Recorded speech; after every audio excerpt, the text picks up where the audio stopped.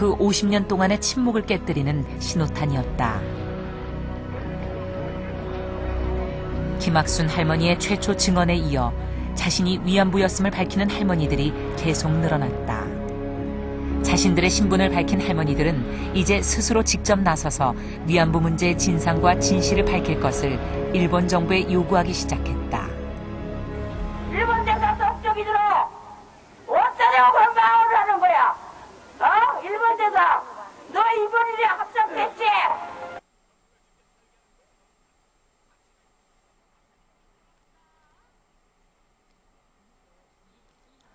그러나 일본 정부는 일관되게 위안부 문제에 군과 정부가 개입한 사실을 부인했다. 단지 민간업자들이 돈을 벌기 위해 위안소를 설치하고 위안부를 모집 운영했다는 것이다. 군진 군隊の対住民行為に関する注意の件通帳 그러나 요시아키 교수는 끈질긴 추적 끝에 위안부 문제에 군이 직접적으로 개입했음을 증명하는 증거들을 찾아냈다. 人中日誌に書き留められているんですが、どういうことを言っているかというと、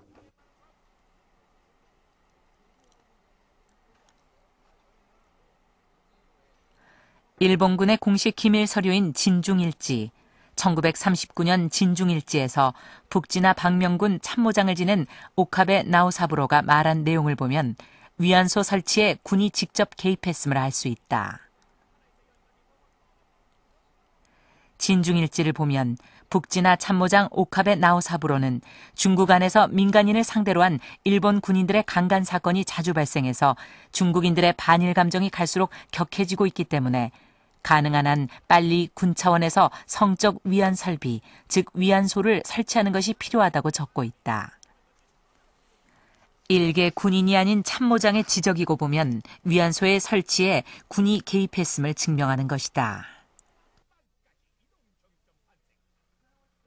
で、その慰安所についてはですね、例えば慰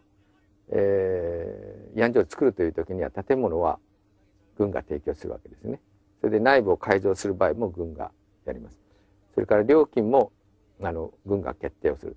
で、どの部隊が何曜日に利用するということも軍が全部決めていくと。それから業者には女性、そこに入っている女性は名簿も含めて全部出させて、それで売り上げなんかもチェックするということを、やっていたと思うんですね。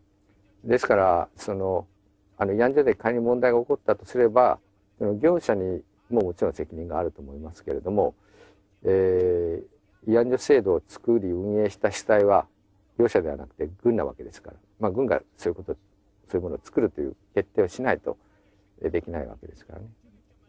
主要な責任は軍にあるということになると思うんですね。 1991년 12월 김학순 할머니는 직접 일본을 찾았다.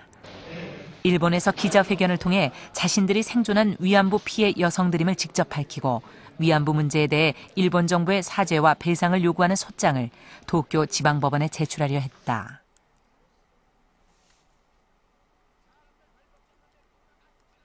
그러나 일본 재판부는 피고 측이 명확하지 않다는 이유로 소장의 접수 자체를 거부했다.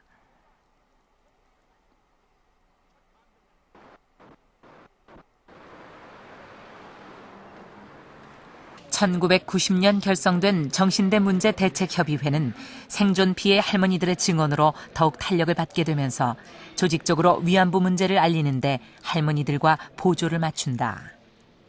위안부 문제라고 하는 것은 정말 계급적으로 가난한 집안에, 그것도 그 여성들, 남성 중심 사회의 여성들이 일본과 비교했을 때 정말로 힘없는 한국의 그런 여성들이 겪은 문제가 어떻게 알려질 수 있겠는가. 그래서 그 90년대 초에 와서 알려질 수 있었던 것은 그동안 한국이 그래도 경제적으로 발전해서 뭐 일본과 맞설 정도는 아니지만 어쨌든 중진국으로 발돋움을 하고, 또 여성운동의 덕분으로 그런 그 가부장제적 전통을 어느 정도 타파하려는 그런 그 여성운동의 역량이 성장을 했고, 그렇기 때문에 이 힘없고 가난한 출신의 여성들 문제를 얘기하기 시작했다. 위안부 피해 신고자들이 늘어나면서 1993년에는 불교인권위원회의 도움으로 당장 거주할 곳이 마땅치 않은 위안부 할머니들을 위해 나눔의 집이 문을 열었다.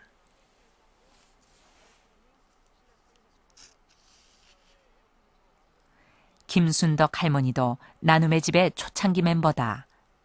상해에서 3년간 위안부 생활을 했던 김순덕 할머니는 전쟁 중 북에 아내를 두고 온 남자를 만나 그나마 행복하고 평범한 생활을 했다.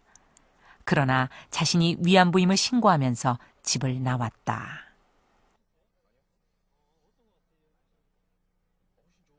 이러한 억울한 이런 일을 당했는데 나 혼자만 알고 죽을 일이 아니고 이 만만에 나는 아리키서 그래서 이 우리나라의 후세들한테는 절대적으로 이런 일이 없도록 만들고 나는 죽을 것이다. 그러고는 나는 저 텔레비에 나와서 신고하고 얘기하고 그날 집을 나왔어요. 나는 집을 나와가지고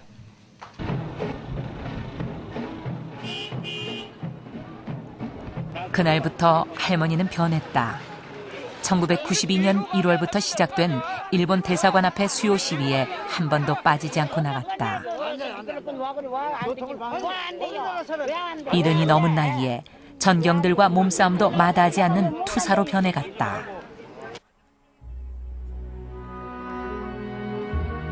나눔의 집에서 미술 지도를 받으면서부터 할머니는 그림에도 소질을 나타냈다.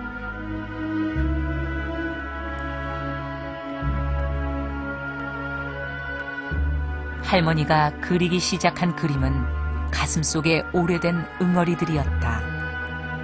차마 말로는 다 하지 못했던 위안부 생활의 한들이 그림에 녹아났다.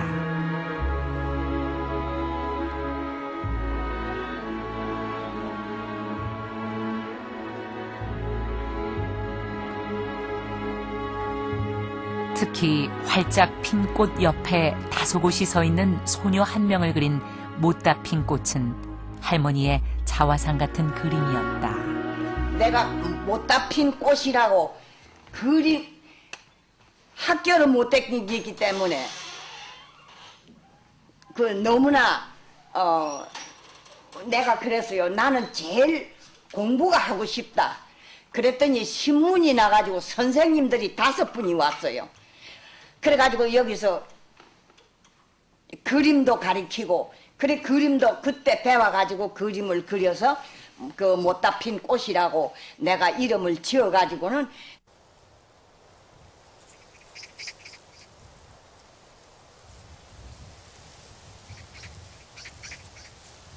봉우리를 채 터뜨리지도 못하고 강제로 꺾인 꽃이 되고만 위안부 할머니들의 삶.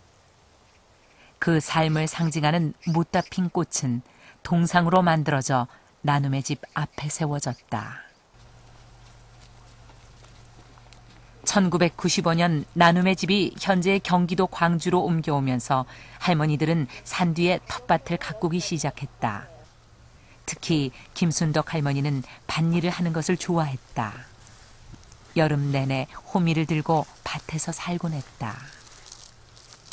예, 이 텃밭이 할머니들 여러분이 공동으로 나눠서 텃밭을 일구셨어요. 근데 이제 순덕 할머니께서는 특히 부지런하셔가지고 채소도 갖가지